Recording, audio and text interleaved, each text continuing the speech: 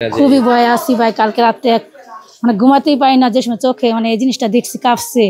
আল্লাহ যাতে সবার হেফাজত করুক। নরসিংদীতে আকস্মিক ভূমিকম্পে বাবা ছেলে সহ 5 জনের মৃত্যুর ঘটনায় এখনও আতঙ্ক বিরাজ করছে পুরো জেলায়। মাধ্যম মাত্রার ভূমিকম্প হলেও ঝাঁকুনির মাত্রা বেশি হওয়ায় ঘরের দেয়াল ধসে পড়া, হৃদরোগে আক্রান্ত হওয়া এবং গাছ ভেঙে পড়ার মতো ঘটনায় বেড়েছে হতাহতের সংখ্যা। 5.7 মাত্রার ভূমিকম্পে নরসিংদীর গাবতলীতে ছাদের কার্নিশ ধসে নিহত হয়েছেন পিতা পুত্র সহ মোট 5 জন। ওরা কিন্তু এই বাসার মধ্যে থাকতো, আর বাসার থেকে বাইরে হয়েছিল মূলত বাঁচার জন্য। আজকে কিন্তু যারা বেঁচে নাই তারা এখন বর্তমানে তাদের জানাজা হয়ে গেছে, মারা গেছে। তো আমরা চাই যে বলে যেই বিল্ডিং করুক পুনরায় যাতে সেফটি থাকে যে কোনো জায়গায়।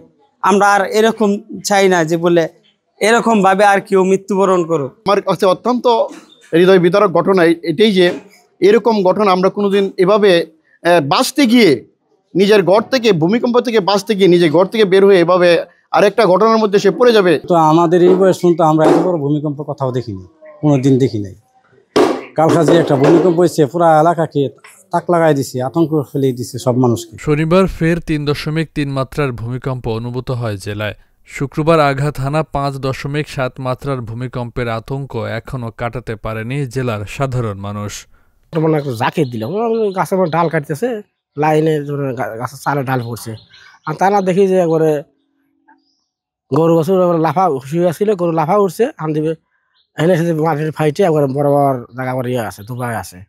আমার গেটের সামনে দরজাও লাগতেছে না, দরজা উঠতে আসে না, বসতে আসে না। এবং হঠাৎ করে একটা শব্দর কারণে দেখি যে শব্দর পেছনে এখানে অনেক মাটি লড়াচড়ে। এখানে এই অবস্থা হয়েছে ডেয়ারি ফার্মের গরু যেখান থেকে এখান থেকে উলট পালট করে পাকা। এরপরে আমাদের একটা গরু বাছার যেগুলা যে চড়ে যে সেখানে এটা এমনভাবে ফাটল দিছে, এখানে যদি আর একটা সেকেন্ড যদি থাকতো তাহলে মনে হয় ফার্ম নিয়ে মনে করে আমাদেরকে মৃত্যুসজ্জায় থাকতে হইতো। আমি অফিসে কাজ করছিলাম কম্পিউটারে, কম্পিউটার বক্স সহ কম্পিউটার পড়ে গেছে আর কি। তো আমি এবার ভাবলাম যে শর্ট সার্কিট হলো নাকি, কিন্তু না, ওয়াল কাঁপা শুরু করছে এবং ওয়াল দোলা শুরু করছে। তো আমি ভীতু, অনেকটা আতঙ্কিত ছিলাম। ভূমিকম্পের ক্ষয়ক্ষতি এড়াতে আগাম সতর্কতা হিসেবে মানুষের মাঝে সচেতনতা বাড়াতে কাজ শুরু করেছে জেলা প্রশাসন। সাম্প্রতিক ভূমিকম্পে ক্ষয়ক্ষতি নিরূপণের কাজও শুরু হয়েছে ইতিমধ্যে। ভূমিকম্প প্রতিরোধে আসলে এটার আগে থেকে পূর্ব প্রস্তুতি অত্যন্ত জরুরি। এই জন্য আমরা সবসময় এই বিষয়ে সতর্কতা এবং সচেতনতা বাড়ানোর জন্য জেলা প্রশাসনের পক্ষ থেকে আমরা চেষ্টা করছি, এবং আমাদের এই ব্যাপারে জেলা প্রশাসনের পক্ষ থেকে আমরা সবাইকে ভূমিকম্পকালীন কি ধরনের ব্যবস্থা নেওয়া প্রয়োজন সে বিষয়ে সচেতনতামূলক ব্যবস্থা আমরা করছি, এবং এখন আমরা এটা একটু আরো ভালো করে করবো। 4 সদস্য বিশিষ্ট একটি কমিটি গঠন করা হয়েছে। এই কমিটি আজকে 9টি ওয়ার্ড পরিদর্শন করে তারা কি পরিমাণ ক্ষয়ক্ষতি হয়েছে বিভিন্ন স্টেক হোল্ডারদের সাথে, ভবন মালিকদের সাথে কথা বলে এগুলো নিশ্চিত করবেন। পরবর্তীতে জেলা পর্যায়ে যে কমিটি হবে সেই কমিটির মাধ্যমে পরবর্তী সিদ্ধান্ত জানানো হবে।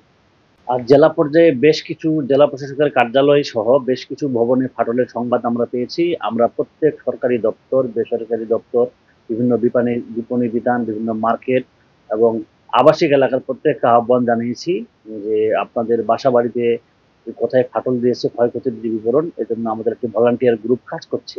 5.7 মাত্রার ভূমিকম্পে জেলার কিশোরগঞ্জের পাকুন্দিয়া এলাকার দেলোয়ার হোসেন উজ্জ্বল ও তাঁর ছেলে হাফেজ মোহাম্মদ ওমরের মৃত্যু হয়েছে।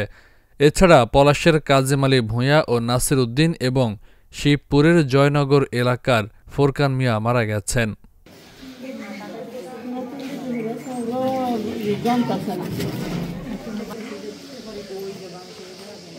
Faisal Mahmud, channel S news desk.